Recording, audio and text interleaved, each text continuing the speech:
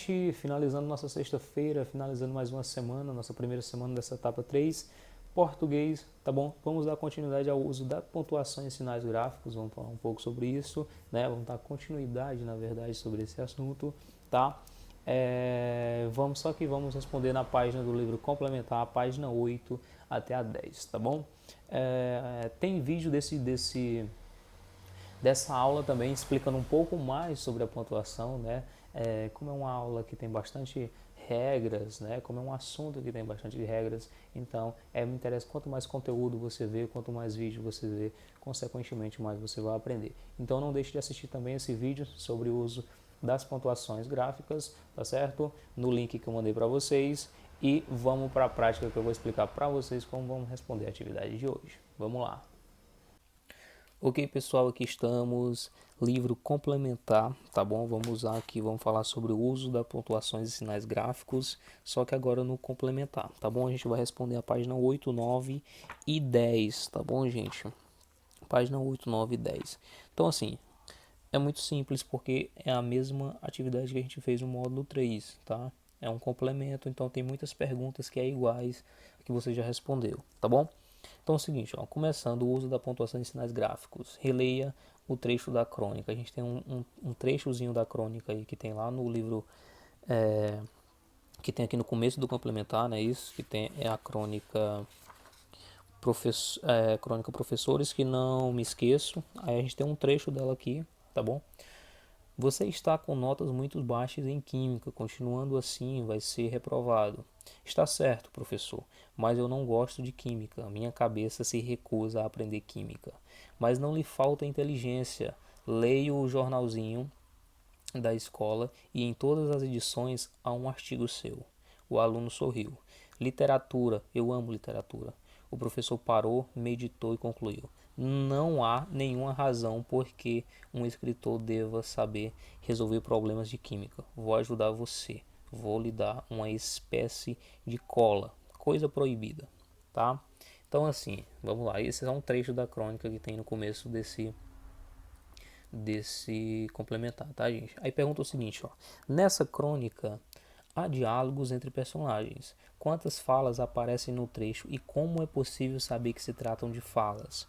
Aquela tem uma mesma pergunta na atividade que a gente fez no módulo 2 sobre o uso das pontuações, tá, gente?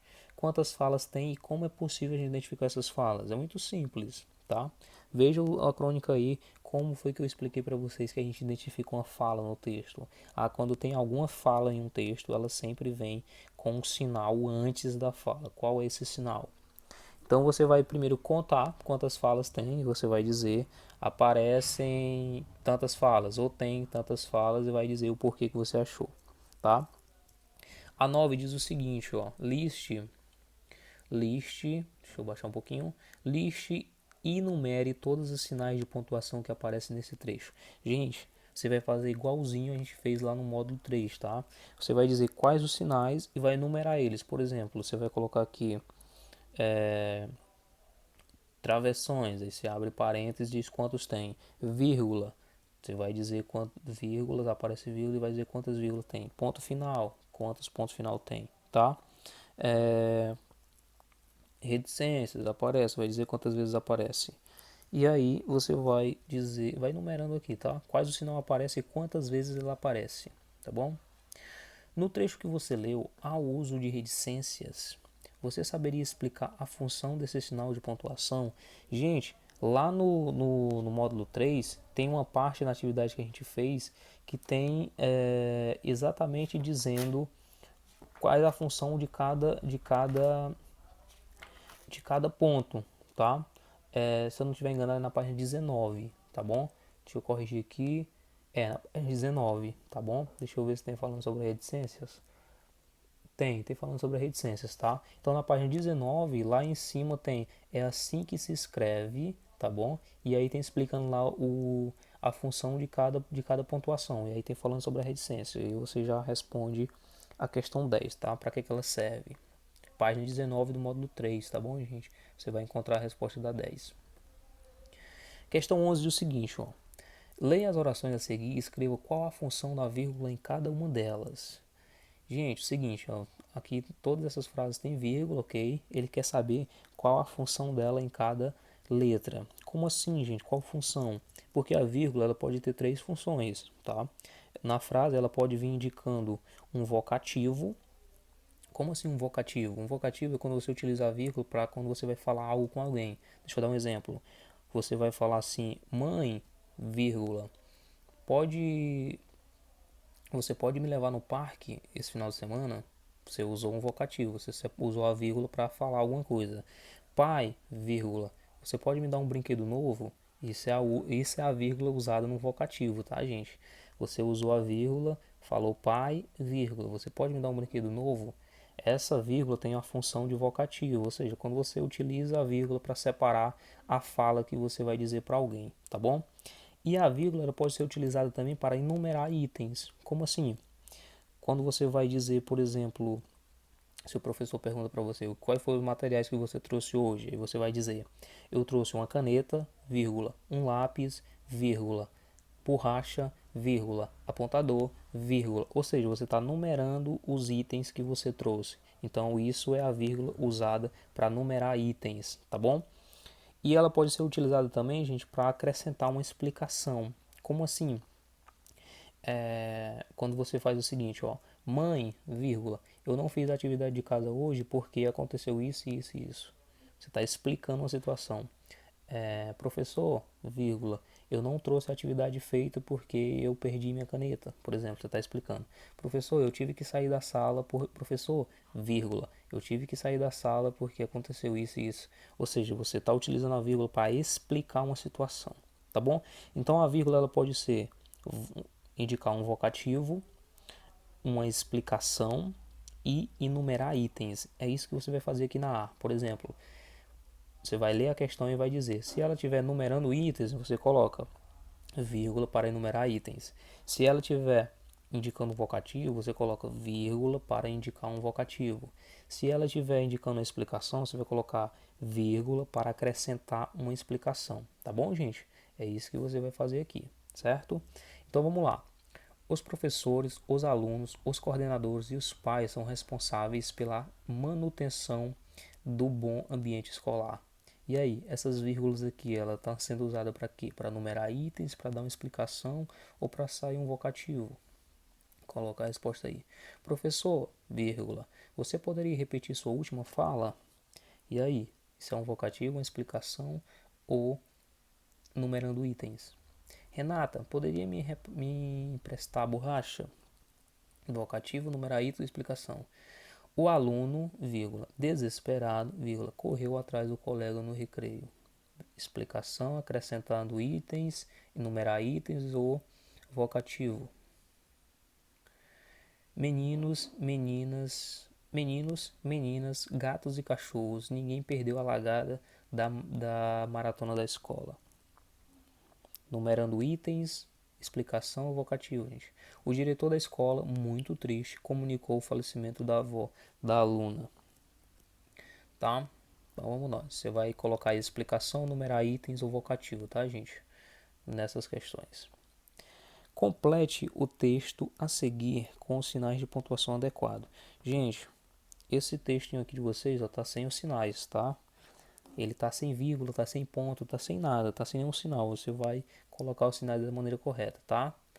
Veja, só isso. O menino acordou cedo, tomou café da manhã, escovou os dentes e saiu para a escola. No meio do caminho encontrou. Ou seja, sem sinal, você tem que ler tudo. Ó.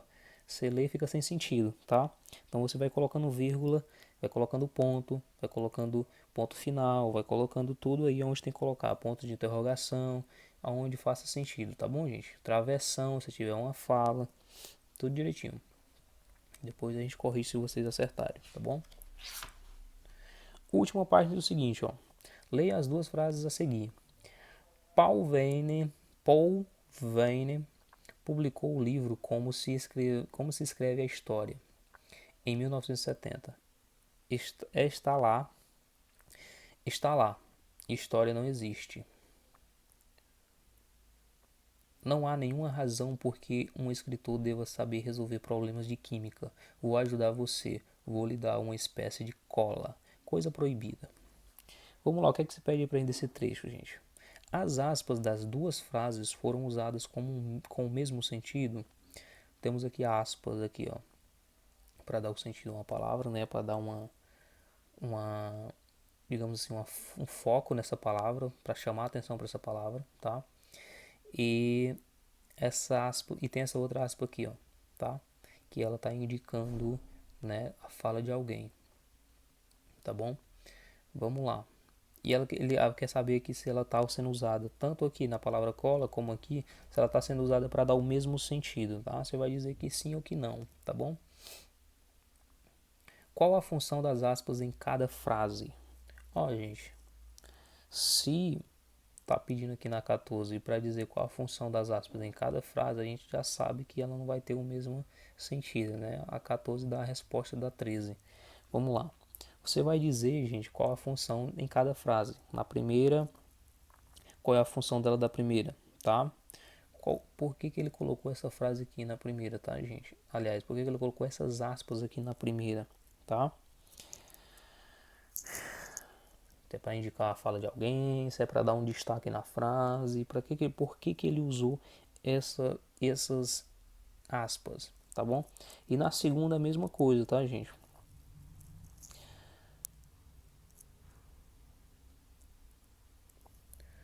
Qual o sentido que ele dá nessa, por que ele utiliza essa aspas aqui na palavra cola, tá?